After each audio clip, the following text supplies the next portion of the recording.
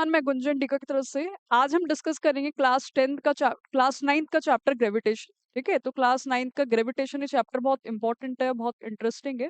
ठीक है, तो बहुत अच्छे से हम इस चैप्टर को करेंगे और इस चैप्टर के अंदर बीच बीच में जो भी एनसीईआरटी के न्यूमेरिकल्स क्वेश्चंस आते हैं वो भी हम साथ साथ सॉल्व करते हुए चलेंगे। तो hope so you all enjoy this chapter. ठीक है, तो चैप्टर शुरू करते हैं। देखो, चैप्टर में सबसे पहले टर्म क्या आ जाती है, व्हाट इज ग्रेविटेशन। ठीक है, कि सबसे पहले हमें समझना होगा कि ग्रेविटेशन क्या होता है। तो ग्रेविटेशन इज व्हाट, ग्रेविटेशन क्या है, it is attractive force. Gravitation क्या है, ये एक प्रकार का अट्रैक्टिव फोर्स है, ये एक प्रकार का खींचने वाला फोर्स है। ठीक है, तो gravitation is the attractive force. ठीक है, सपोज एक दो ऑब्जेक्ट है, ऑब्जेक्ट वन और एक ऑब्जेक्ट टू, ये दोनों ऑब्जेक्ट एक दूसरे को खींच रहे हैं, तो खींचने वाले फोर्स को क्या बोला जाता है, ग्रेविटेशन। तो gravitation it is attractive force. ठीक है, अब देखो ग्रेविटेशन का एग्जैक्ट डेफिनेशन क्या रहेगी, तो ग्रेविटेशन क्या है, it is an attractive force, it is an attractive force present between present between two mass body, two mass body present on the earth, present on earth और even अर्थ के बाहर भी हो सकता है। ठीक है, तो ग्रेविटेशन क्या है, ये एक प्रकार का अट्रैक्टिव फोर्स है जो दो मास बॉडी के बीच में होता है। वेरी इंपॉर्टेंट, उन दोनों बॉडी को क्या होना चाहिए, मास होना चाहिए। ठीक है, दे मस्ट हैव अ मास। तो दो मास बॉडी के बीच में जो अट्रैक्टिव फोर्स होता है, खींचने वाला जो बल होता है, उसको हम क्या बोलते हैं, ग्रेविटेशन, और हिंदी में इसको बोलते हैं गुरुत्वाकर्षण बल। ठीक है, अब देखो इसके साथ में एक टर्म आ जाती है।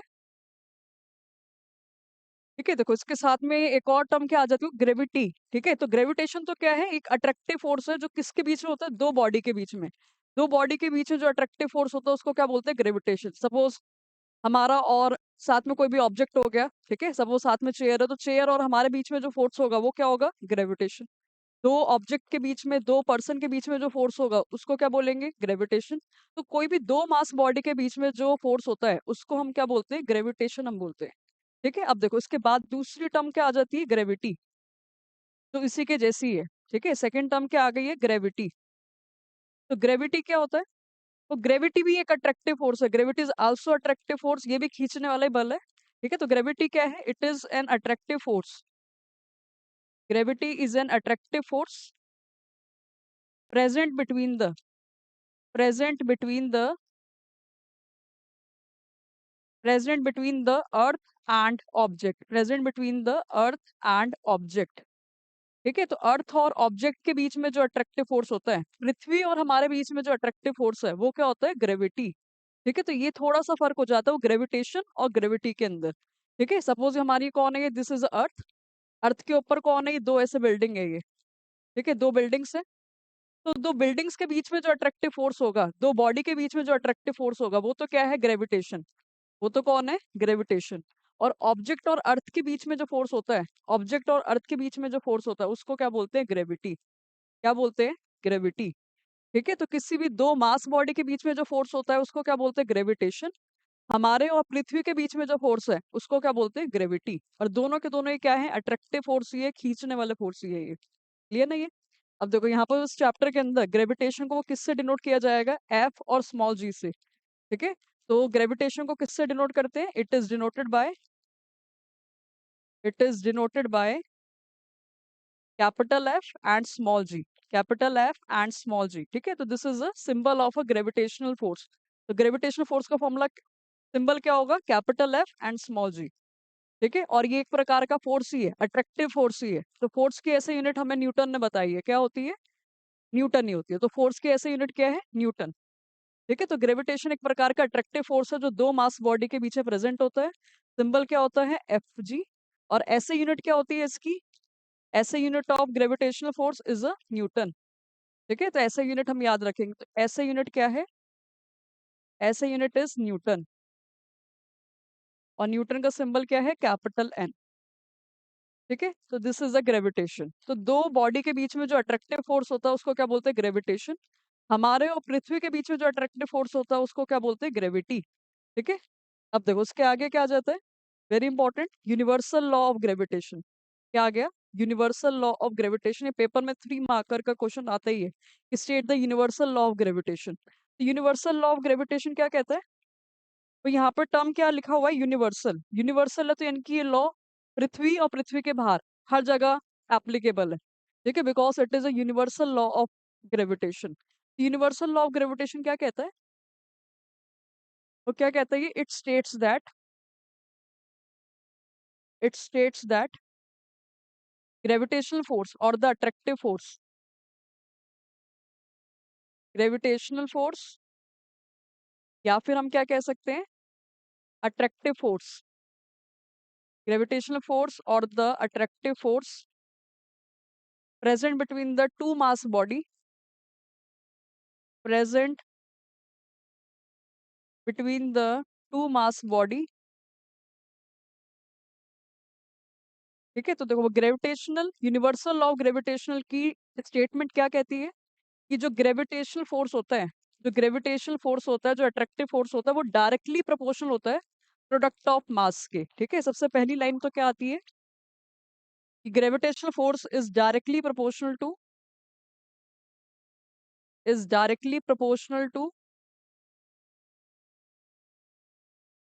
is directly proportional to product of masses, is directly proportional to product of masses।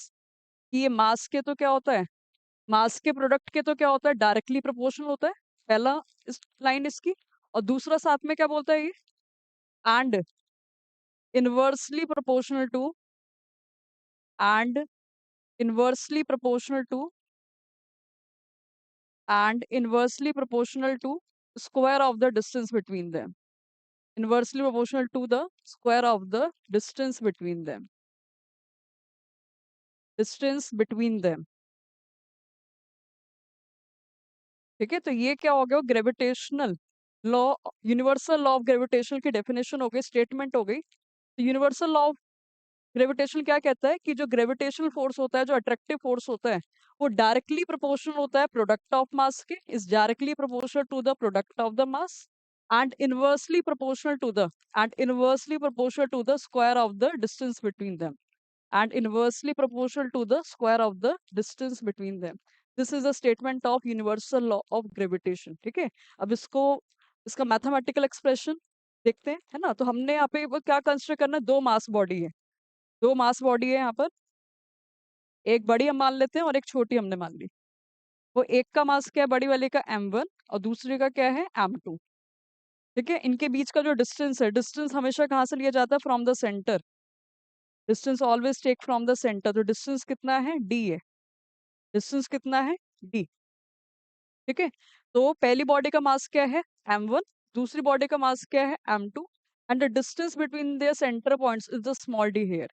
तो यूनिवर्सल लॉ ऑफ ग्रेविटेशन क्या कहता है कि जो फोर्स है, जो ग्रेविटेशनल फोर्स है, वो डायरेक्टली प्रोपोर्शनल है प्रोडक्ट ऑफ मास के। तो पहली लाइन लिखते हैं ये मैथमेटिकली कि जो ग्रेविटेशनल फोर्स है, वो डायरेक्टली प्रोपोर्शनल है प्रोडक्ट ऑफ मास के, ठीक है। ये कौन सा साइन होता है डायरेक्टली प्रोपोर्शनल का, कि जो ग्रेविटेशनल फोर्स है वो डायरेक्टली प्रोपोर्शनल है मास के प्रोडक्ट के, मास के मल्टीप्लाई के, ठीक है। तो this is the first statement.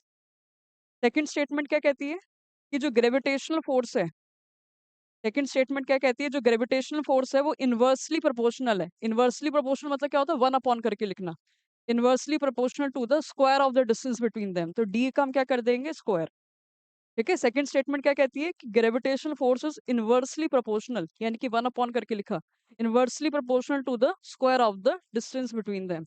ये क्या हो गया, सेकंड स्टेटमेंट हो गई, ठीक है। इन दोनों स्टेटमेंट को हमने मैथमेटिकली लिख दिया। अब इन दोनों इक्वेशन को अगर हम कंबाइन करेंगे तो वो क्या बनेगा, अब देखो इसका अगर हम आगे करें तो इन दोनों को अगर हमने कंबाइन करा तो ऊपर वाली टर्म को ऊपर ही लिख दिया, m1 m2, और नीचे वाली टर्म को नीचे लिख दिया, ठीक है। कि जो ग्रेविटेशनल फोर्स है वो directly proportional product of mass के and inversely proportional square of the distance between them के। तो मास ऊपर था तो ऊपर लिख दिया, डी स्क्वायर नीचे था तो नीचे लिख दिया।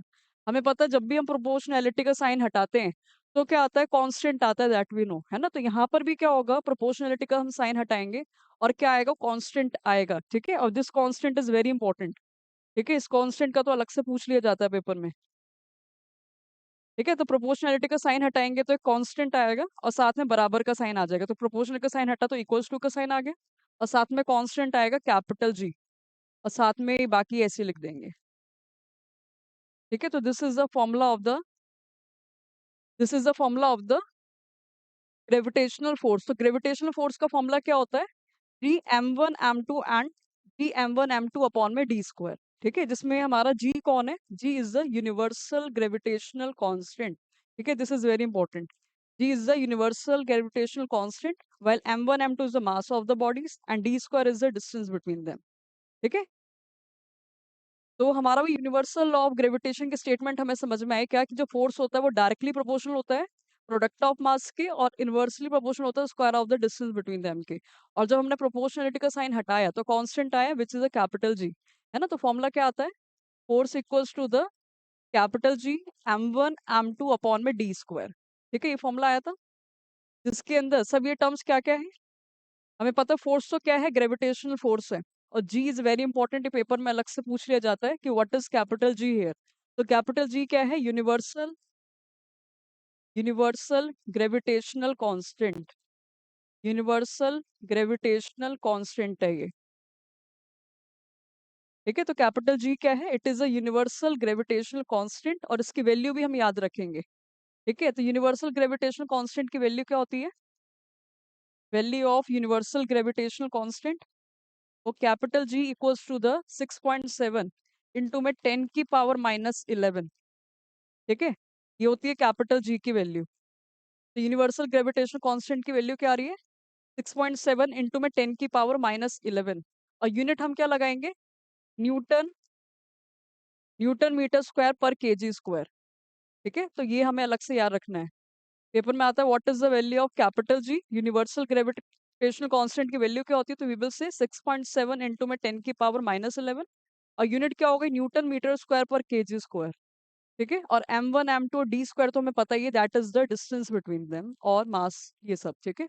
अब देखो, अब ये जो हमने यूनिट लगाई इतनी बड़ी सी है, न्यूटन मीटर स्क्वायर पर केजी स्क्वायर, कैसे आया? अगर कैपिटल जी को अगर हम यहीं पर ही छोड़े, कैपिटल जी को अगर हम यहीं पर ही छोड़ेंगे तो बाकी सबको अगर इधर लेके आएंगे तो यूनिट क्या जाएगी? फोर्स के लिए क्या होता है? न्यूटन। फिर डी स्क्वायर ऊपर आएगा तो क्या होगा? Metre square. और m1 m2 का नीचे आएगा, मास की क्या होती है? केजी, तो इसलिए क्या हो गया? पर केजी स्क्वायर। क्लियर नहीं है? तो this is a unit of gravitational constant and value is 6.7 into में 10 की पावर -11, ठीक है। तो हमें ये फॉर्मूला याद रखना है, दिस इज वेरी इंपॉर्टेंट, इसी से हम न्यूमेरिकल सॉल्व करेंगे। तो ग्रेविटेशनल फोर्स का फॉर्मूला क्या होता है? जी m1 m2 अपॉन में डी स्क्वायर, ठीक है। तो ग्रेविटेशनल फोर्स का फॉर्मूला क्या होता है? Capital G m1 m2 upon में डी स्क्वायर, जिसमें कैपिटल जी क्या है? यूनिवर्सल ग्रेविटेशनल कांस्टेंट, जिसकी वैल्यू क्या होती है? 6.7 इंटू में 10 की पावर -11 न्यूटन मीटर स्क्वायर पर केजी स्क्वायर, और m1 m2 is the mass and D square is the distance between them, ठीक है। तो ये हमें अच्छे से याद रखना है। इसी फॉर्मूले से हम क्या करेंगे? वो आगे न्यूमेरिकल सॉल्व करेंगे, ठीक है। तो किसी भी दो बॉडी के बीच में जो अट्रैक्टिव फोर्स होता है वो कितना फोर्स होता है, वो हमने फॉर्मूला याद कर लिया। अब देखो, इसी के बेस में न्यूमेरिकल आ गया। तो क्या दे रखा है इसके अंदर? The mass of the earth, earth का हमें मास दे रखा है। जो जो चीज हमें दे रखी होती है सबसे पहले हम वो लिखेंगे, जो जो गिवन है सबसे पहले हमें वो लिखना है, ठीक है। तो न्यूमेरिकल को सॉल्व करने के लिए, न्यूमेरिकल को सॉल्व करने के लिए सबसे पहला स्टेप क्या होता है? जो हमें गिवन है वो लिखा जाएगा। दूसरा, जो हमें फाइंड करना है उसके आगे हम क्वेश्चन मार्क लगा देंगे, ठीक है। फिर फाइंड के अकॉर्डिंग हम प्रॉपर फॉर्मूला लगा देंगे जो हमसे पूछा गया है, ठीक है। अगर हमसे पूछा भाई फोर्स निकालो, ग्रेविटेशनल फोर्स निकालो, तो हम फोर्स का फॉर्मूला लगा देंगे, ठीक है। तो न्यूमेरिकल्स को सॉल्व करने के लिए जो चीजें पहले गिवन है वो ध्यान से लिखनी है, जो निकालनी है उसके आगे क्वेश्चन मार्क लगा देंगे, और सही सा फॉर्मूला लगा के न्यूमेरिकल को सॉल्व कर देंगे, ठीक है। अब देखो, सबसे पहला क्या है? क्या दे रखा है इसने? मास ऑफ अर्थ हमें दे रखा है, ठीक है। सबसे पहले हमें इसने क्या दे रखा है? मास ऑफ अर्थ, तो यानी कि m हम इसको मान लेते हैं। मास का, अर्थ का मास हमें इसने कितना दे रखा है? 60 इंटू में 10 की पावर 24 केजी दे रखा है, ठीक है। फिर आगे, और मून का मास दे रखा है वो 7.4 इंटू में 10 की पावर 22, मून का मास यानी कि m हम मान लेते हैं। मून का मास कितना दे रखा है? 7.4 इंटू में 10 की पावर 22 केजी दे रखा है, ठीक है। आगे क्या है? If the distance between the earth and the moon, earth और मून का डिस्टेंस जो है वो कितना दे रखा है? वो इतना दे रखा है। देख रहे हैं, जो जो चीजें दे रखी है पहले हम वो लिख रहे हैं, फिर आगे वो डिस्टेंस दे रखा है। Distance between the earth and the moon is the 3.84 into में 10 की पावर 5 किलोमीटर, ठीक है। अर्थ का मास दे रखा था, मून का मास दे रखा था, और अर्थ और मून का डिस्टेंस भी दे रखा है, ठीक है। तो ये हमारी अर्थ हो गई, और ये छोटा वाला मून हो गया। दोनों का मास दे रखा है और डिस्टेंस भी हमें इसने दे रखा है, ठीक है। आगे बोला क्या है? Calculate the force exerted by the earth on the moon, कि अर्थ कितना फोर्स लगा रही है मून पर, वही हमें निकालना है, और दो बॉडी के बीच में कौन सा मास होता है? ग्रेविटेशनल फोर्स ही होता है ना? तो दो बॉडी के बीच में कौन सा फोर्स होता है? ग्रेविटेशनल फोर्स होता है। तो हमें क्या निकालना है? ग्रेविटेशनल फोर्स निकालना है। यानी कि एफ जी के आगे हम क्या लगा देंगे? Question mark. जो निकालना है उसके आगे क्वेश्चन मार्क। ठीक है, अब जो निकालना है उसके आगे क्वेश्चन मार्क, उसका फॉर्मूला क्या है? What is the formula of the gravitational force? वो हमें पता है। ग्रेविटेशनल फोर्स का फॉर्मूला क्या होता है? Capital G m1 m2 upon में डी स्क्वायर। यही फॉर्मूला है। ठीक है, वैल्यू को ध्यान से पुट करेंगे। तो देखो वो क्या क्या वैल्यूज है। हमें इसने क्या दे रखा है? एफ जी तो हमें निकालना है, एफ जी तो हमें फाइंड आउट करना है। कैपिटल जी की वैल्यू क्या होती है? 6.7 इंटू में 10 की पावर -11 होती है। ये हमें पता है। अर्थ का मास हमें कितना दे रखा है? अर्थ का मास कितना है? 6 इंटू में 10 की पावर 24 है। 6 इंटू में 10 की पावर 24। ठीक है, और मून का मास कितना दे रखा है? वो इतना दे रखा है। मून का मास कितना दे रखा है? 7.4 इंटू में 10 की पावर 22 दे रखा है। ठीक है, और आगे डिस्टेंस कितना दे रखा है? डिस्टेंस बिटवीन दिस, डिस्टेंस कितना दे रखा है? 3.84। 3.84 इंटू में 10 की पावर 5 दे रखा है। ठीक है, तो जो जो भी दे रखा था वो हमने वैल्यू को पुट कर दिया। जो उसने हमसे पूछा निकालने के लिए, ग्रेविटेशनल फोर्स पूछा तो ग्रेविटेशनल फोर्स का फॉर्मूला लगा दिया, और जो जो वैल्यू दे रखी थी वो हमने वैल्यू उसको पुट कर दिया। ठीक है, अब ध्यान से हम उसको कैलकुलेट वगैरह करेंगे, एंड देन हमारा क्या आ जाएगा? ग्रेविटेशनल फोर्स आ जाएगा। ठीक है, बस ध्यान से इसकी कैलकुलेशन करनी है, and then we will get the answer. Clear नहीं है? तो इसकी कैलकुलेशन आप करना, और कैलकुलेशन करके इसका आंसर को पुटअप कर देंगे। और जो भी हमारा आंसर आएगा पीछे हम क्या लगा देंगे? न्यूटन। बिकॉज फोर्स की यूनिट क्या होती है? न्यूटन होती है। ठीक है, तो बहुत इजी है न्यूमेरिकल्स फिजिक्स के, बस हमें ध्यान से चीजों को समझना है। जो जो चीजें दे रखी है वो लिखनी है, जो निकालना है उसके आगे क्वेश्चन मार्क लगा दो, फॉर्मूला लगाओ जो भी उसने पूछा हमसे, एंड देन वैल्यू को पुट करके we will get the answer. ठीक है, और जो भी आंसर आएगा ध्यान से पीछे क्या लगानी है? यूनिट लगानी है। फोर्स पूछा है इसलिए हमने यूनिट क्या लगाई है? न्यूटन। क्लियर नहीं है? ठीक है, तो this is a gravitational force. अब देखो वो यूनिवर्सल ग्रेविटेशन जो है, what is the importance of a law of universal gravitation? Law of universal gravitation की इंपॉर्टेंस क्या है ना? ग्रेविटेशन हमें पता है क्या है? इट इज अट्रैक्टिव फोर्स, खींचने वाला फोर्स है ये, जो दो बॉडी के बीच प्रेजेंट होता है ना? तो what is the importance of gravitation? तो ग्रेविटेशन को क्या इंपॉर्टेंस है ना? तो अब देखो जो हमारा ग्रेविटेशन है वो हमें पता है ये क्या है? एक प्रकार का gravitation is the attractive force. Gravitation जो है ये अट्रैक्टिव फोर्स है, खींचने वाला फोर्स है। तो उस ग्रेविटेशन फोर्स की वजह से क्या क्या फायदे हो रहे हैं? बहुत ज्यादा इंपॉर्टेंट है ग्रेविटेशन फोर्स।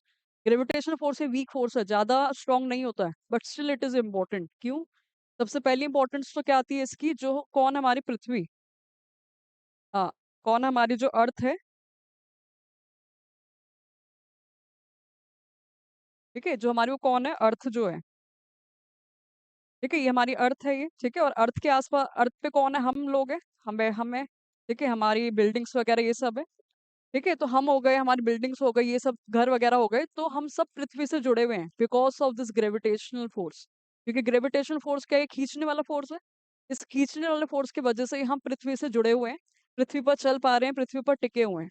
ठीक है, पृथ्वी से हम बाइंड करे हुए हैं, तो पृथ्वी से जुड़ने का कारण कौन है? ग्रेविटेशनल फोर्स ही है। तो सबसे पहली इंपॉर्टेंस क्या आ गई है? वो सबसे पहली इंपॉर्टेंस क्या आ गई ग्रेविटेशनल फोर्स की? ठीक है, तो सबसे पहली इंपॉर्टेंस वो क्या आ गई है?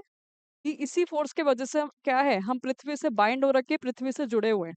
अगर ये ग्रेविटेशनल फोर्स ना होता तो हम क्या नहीं कर पाते? हम पृथ्वी से जुड़ नहीं पाते, हम पृथ्वी से बाइंड नहीं कर पाते। यू नो ना, when we are going to the moon, अगर हम मून पर जाते हैं, चंद्रमा पे जाते हैं, तो we are not able to stand, we are not able to seat.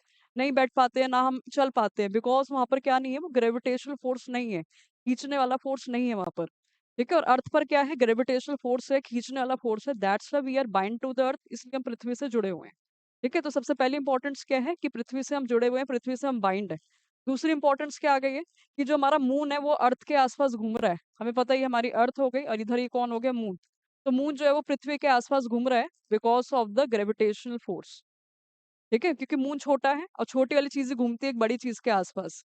ठीक है, तो moon is revolve around the earth because of the gravitation force, क्योंकि जो पृथ्वी है वो क्या कर रही है? चंद्रमा को खींच रही है। उस खींचने की वजह से जो छोटी वाली बॉडी है, जो मून है, वो क्या हो रहा है? अर्थ के आसपास घूम रहा है। ठीक है, तो moon is revolve around the earth because of the gravitation force. ऐसे ही हमारा जो सन है, सन के आसपास कौन घूम रहे हैं? हमारे प्लैनेट्स घूम रहे हैं, अर्थ घूम रही है, जुपिटर घूम रहा है, बाकी सब प्लैनेट्स घूम रहे हैं because of the gravitation force. तो प्लैनेट्स घूम रहे हैं सन के आसपास ग्रेविटेशन की वजह से। मून घूम रहा है, मून की रेवोल्यूशन हो रही है around the earth because of the gravitation force. हम पृथ्वी से जुड़े हुए हैं बिकॉज ऑफ द ग्रेविटेशन।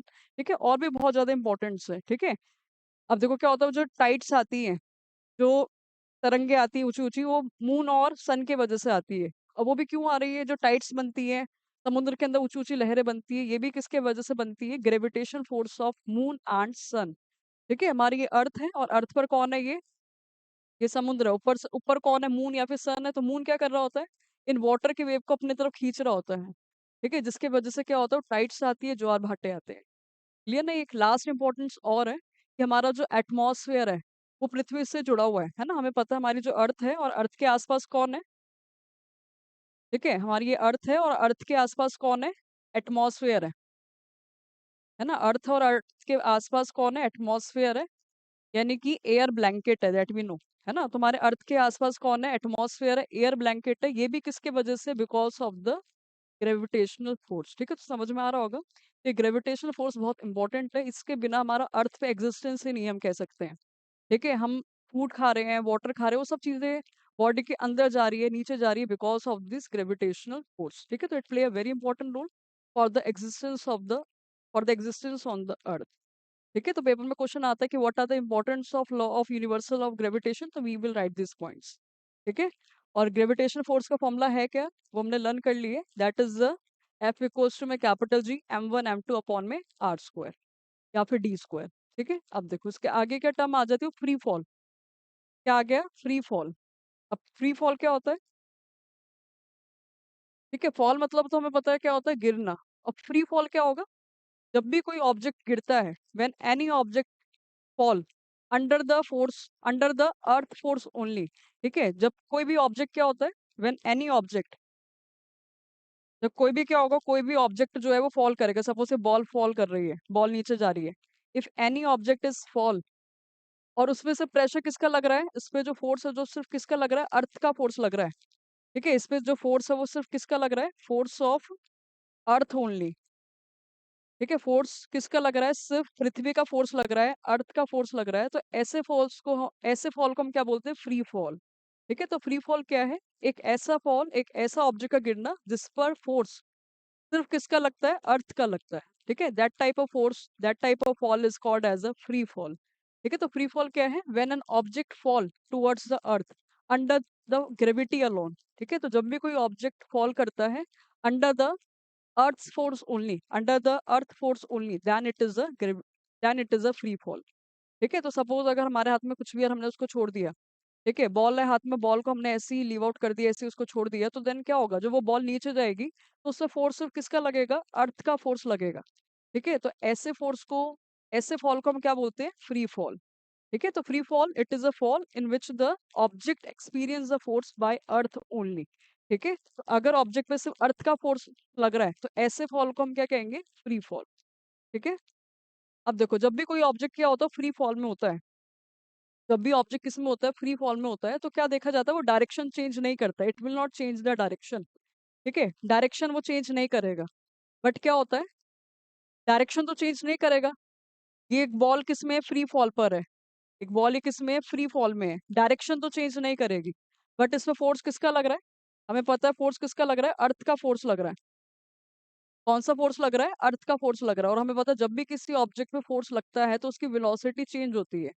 ठीक है, तो जब भी कोई ऑब्जेक्ट फ्री फॉल में होता है तो उसकी डायरेक्शन तो चेंज नहीं होती है, बट इट्स वेलोसिटी चेंजेस। ठीक है, बट उसकी वेलोसिटी चेंज होती है, but there is a change in the magnitude of velocity. ठीक है, वेलोसिटी हमें पता है क्या होता है, that is a speed, we can say, है ना, स्पीड की ही वेक्टर क्वांटिटी वेलोसिटी होती है।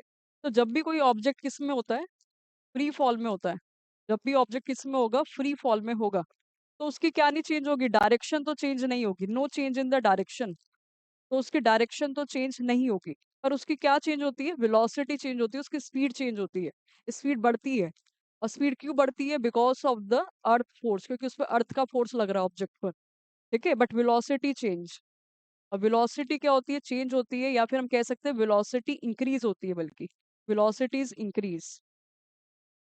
ठीक है, और वेलोसिटी इंक्रीज क्यों हो रही है? Because of the earth force, क्योंकि उस पर किसका फोर्स लग रहा है? अर्थ का फोर्स लग रहा है। हम प्रीवियस चैप्टर के अंदर पढ़ चुके हैं, जब भी किसी ऑब्जेक्ट पे फोर्स लगता है तो उसकी वेलोसिटी चेंज होती है, बढ़ भी सकती है और कम भी हो सकती है। पर जब अर्थ का फोर्स लगता है अंडर द फ्री फॉल, तो ऑब्जेक्ट की वेलोसिटी क्या होती है? बढ़ती है, due to the earth force. ठीक है, तो अगर ऑब्जेक्ट की वेलोसिटी इंक्रीज होती है तो हम कह सकते हैं कि ऑब्जेक्ट क्या करता है? एक्सेलरेट करता है। तो ऑब्जेक्ट क्या करता है? एक्सेलरेट। ऑब्जेक्ट क्या करता है? एक्सेलरेट करता है। हमें पता है इंक्रीज इन वेलोसिटी और डिक्रीज इन वेलोसिटी क्या होता है? एक्सेलरेशन ही होता है। ठीक है, तो हमें की पॉइंट याद रखना है कि जब भी ऑब्जेक्ट किसके अंदर होता है? फ्री फॉल में होता है, तो उसकी डायरेक्शन तो चेंज नहीं होती है, बट उसकी वेलोसिटी इंक्रीज होती है। वो क्या करता है? एक्सेलरेट करता है, एक्सेलरेशन करता है। क्लियर ना ये? ठीक है, तो this is a free fall. अब देखो, ऐसे एक्सेलरेशन को हम क्या बोलते हैं? Acceleration due to gravity. तो जब भी एक ऑब्जेक्ट किस में होता है? फ्री फॉल में होता है, तो वो एक्सेलरेट करता है। और ऐसे एक्सेलरेशन को हम क्या बोलते हैं? Acceleration due to gravity.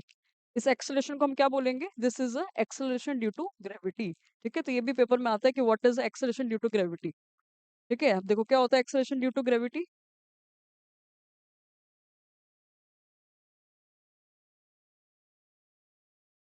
Acceleration due to gravity, तो नाम से वो क्लियर हो रहा है, ये एक्सेलरेशन ड्यू टू ग्रेविटी। यानी कि जो एक्सेलरेशन है, यानी कि जो चेंज इन वेलोसिटी है, वो किसके वजह से हुई है? ग्रेविटी के वजह से हुई है, अर्थ के फोर्स के वजह से हुई है। तो ऐसे एक्सेलरेशन को हम क्या बोलते हैं? Acceleration due to gravity. ठीक है, तो एक्सेलरेशन ड्यू टू ग्रेविटी क्या होता है? ठीक है, तो it is a increase in velocity या फिर it is a change in velocity. It is a change in velocity. Velocity change हुई है, वेलोसिटी इंक्रीज हुई है। क्यों इंक्रीज हुई है? Due to earth force. Due to earth force. Due to earth force. तो this type of acceleration is called as a acceleration due to gravity. ठीक है, तो जब भी कोई ऑब्जेक्ट फ्री फॉल में होता है, ठीक है, जब भी कोई ऑब्जेक्ट फ्री फॉल में होता है तो उसमें सिर्फ किसका फोर्स लगता है? अर्थ का फोर्स लगता है। सिर्फ और सिर्फ पृथ्वी फोर्स लगाएगी। ठीक है, तो उसकी डायरेक्शन तो चेंज नहीं होती है, बट उसकी वेलोसिटी क्या होती है? इंक्रीज होती है। वेलोसिटी इंक्रीज होती है यानी कि वो एक्सेलरेट करता है। और ऐसे एक्सेलरेशन को हम क्या बोलते हैं? Acceleration due to gravity. तो एक्सेलरेशन ड्यू टू ग्रेविटी क्या होता है? Change in velocity due to the earth force. Velocity अगर हमारी चेंज हो रही है अर्थ के फोर्स के वजह से, तो हम ऐसे एक्सेलरेशन को क्या बोलेंगे? This is a acceleration due to gravity. Normal वैसी इंक्रीज हो रही है, डिक्रीज हो रही है, तो that is a normal acceleration. But earth के फोर्स की वजह से अगर एक्सेलेशन हो रहा है तो हम उसको बोलेंगे एक्सेलेशन ड्यू टू ग्रेविटी। ठीक है, अब एक्सेलेशन ड्यू टू ग्रेविटी को वो किससे डिनोट करते हैं? वेरी इंपॉर्टेंट, याद रखना में। Acceleration due to gravity is denoted by small G. ठीक है, it is denoted by small G. ठीक है, तो एक्सेलेशन ड्यू टू ग्रेविटी को किससे डिनोट किया जाता है? स्मॉल जी से डिनोट किया जाता है। ठीक है, और देखो ये जो स्मॉल जी की वैल्यू है, एक्सेलेरेशन ड्यू टू ग्रेविटी की जो वैल्यू है, वो क्या होती है? हमारे अर्थ सरफेस पे अगर हम किसी एक ऑब्जेक्ट को फॉल करते हैं, सपोज हाथ में हमारे क्या है? मार्कर है, पेन है, तो इस पेन को अगर फॉल करा तो क्या होगा? फ्री फॉल में होगा, और वो acceleration due to gravity show करेगा। तो एक्सेलेरेशन ड्यू टू ग्रेविटी की जो वैल्यू होती है वो कांस्टेंट होती है, फिक्स्ड होती है। ठीक है, और जो कितनी होती है? 9.8 मीटर पर सेकंड स्क्वायर, वो हमें याद रखना है। ठीक है, तो स्मॉल जी की वैल्यू जो होती है वो फिक्स्ड होती है। स्मॉल जी की वैल्यू क्या होती है? 9.8 मीटर पर सेकंड स्क्वायर। ठीक है, तो जब इसको कैलकुलेट किया गया तो कैलकुलेट करके एक्सेलेरेशन ड्यू टू ग्रेविटी की वैल्यू क्या आ रही है? कांस्टेंट आ रही है, which is a 9.8 metre per second square. Clear ना ये? ठीक है, तो हम ये याद रखेंगे कि एक्सेलेरेशन ड्यू टू ग्रेविटी की वैल्यू क्या होती है? 9.8 मीटर पर सेकंड स्क्वायर होती है। ठीक है, तो this is all about the free fall. ठीक है, तो जब भी कोई ऑब्जेक्ट फॉल करता है और उसमें सिर्फ अर्थ का फोर्स लगता है तो उसको हम क्या बोलते हैं? Free fall. ठीक है, और फ्री फॉल के टाइम पर क्या नहीं हो रहा था? डायरेक्शन चेंज नहीं होती, बट वेलोसिटी इंक्रीज होती है। और वेलोसिटी के इंक्रीज होने की वजह से एक्सेलरेशन होता है, और उसको हम क्या बोलते हैं? Acceleration due to gravity. और एक्सेलरेशन ड्यू टू ग्रेविटी का सिंबल क्या होता है? स्मॉल जी, और जिसकी वैल्यू क्या होती है? 9.8 मीटर पर सेकंड स्क्वायर होती है। कैसे आई वो हम इस फॉर्मूले से अभी देखेंगे। अब देखो पेपर में क्वेश्चन आता है, what is the relation between the small G and capital G. Small G और कैपिटल जी में क्या रिलेशन होता है? What is the relation between the small G and capital G. Small G अभी हमने देखा क्या होता है? Acceleration due to gravity. और कैपिटल जी क्या था? It is a universal gravitational constant, है ना? तो इन दोनों के बीच में हमें रिलेशन निकालना है, तो स्मॉल जी तो क्या है? This is a acceleration due to gravity. This is a acceleration due to gravity. It is a acceleration due to gravity. और कैपिटल जी क्या है? It is a universal gravitational constant. It is a universal gravitational constant.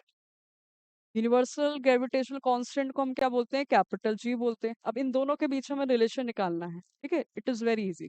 अब देखो क्या होगा, ठीक है? हम दो फोर्सेस को कंसिडर करेंगे, ठीक है? सबसे पहला वो फोर्स हमारा क्या होता है? नॉर्मल हमारा जो ग्रेविटेशनल फोर्स जो होता है, जो ग्रेविटेशनल फोर्स यानी कि एफ जी जो होता है, वो किसके इक्वल होता है? Capital G m1 m2 upon में आर स्क्वायर के बराबर होता है, यानी कि डी स्क्वायर के बराबर होता है, ठीक है? जिसमें हमने मान लिया क्या, एक तो हमने अर्थ मान लिए यानी कि m, और ये स्मॉल m मान लिए। स्मॉल m हमने कौन सा मान लिया? एक ऑब्जेक्ट मान लिया जो अर्थ पर ही है, this is a small m, ठीक है? ये जो ऑब्जेक्ट है वो कहाँ पर है? ऑन द अर्थ हमने मान लिया है, ठीक है? तो स्मॉल m क्या है? This is a mass of object, mass of an object, ठीक है? और कैपिटल M क्या है? That is mass of earth, mass of an earth, ठीक है? तो अर्थ का मास हो गया कैपिटल M, और स्मॉल m हम मान लेते हैं एक ऑब्जेक्ट का मास है जो अर्थ पर है, ठीक है? और इनके बीच का वो डिस्टेंस क्या है? डिस्टेंस हमेशा सेंटर से लिया जाता है, डिस्टेंस क्या है? स्मॉल d है, ठीक है? तो उसको कर देते हैं, ये है ना, उसके अकॉर्डिंग हमने क्या माना है? m क्या हमारा? कैपिटल M, स्मॉल m, और डिस्टेंस क्या हो गया? d square. तो this is a question one, ठीक है? This is a question one. तो जो इन दोनों अर्थ और हमारी ऑब्जेक्ट के बीच में जो ग्रेविटेशनल फोर्स होगा, जो ग्रेविटी होगी, वो क्या कितनी होगी? इतनी होगी, ठीक है? और हम प्रीवियस चैप्टर के अंदर फोर्स का एक और फॉर्मूला भी लर्न कर चुके हैं। फोर्स का एक और फॉर्मूला क्या होता है? मास इनटू में एक्सेलरेशन भी होता है, इजंट इट? है ना, एक और फॉर्मूला क्या होता है? मास इनटू में एक्सेलरेशन, मास इनटू में एक्सेलरेशन।